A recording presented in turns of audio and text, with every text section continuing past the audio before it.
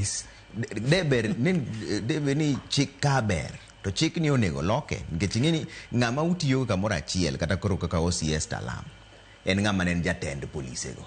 Kwa koro udhi umanyo polis moro matin, ung'iso ni dhi mak jatendi. Be timore adier? Otek seche moko Trevor, nikech nitiere amendments mwasakwayo sanie. Ma king'iyo kaka Maraga nitiere proposal moko ma Maraga nokelo on board. Nitie proposals moko ma be wasa kelo on board. Kata Ministry mar Interior be nitie proposal mag kelo on board. But gima wakwayo sani ni ipo onego mi teko moko teko onego medgi teko matin. Kaka mar mako ng'amo timo makosa. Kigen. Yes. Mogi tiyo go bila. Moko tiyo go bila. Koro ka wan gi teko mar mako ng'ato to mano nyiso ni ka ng'ato sani polis otimo makosa mora mora.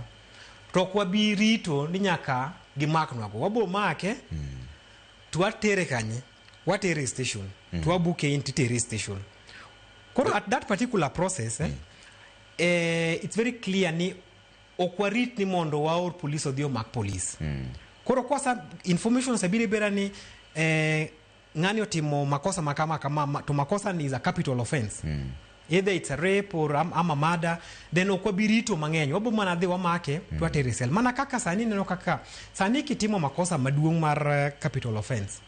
Gimot kuongo police bro maki. Wabo maki tuteri cell.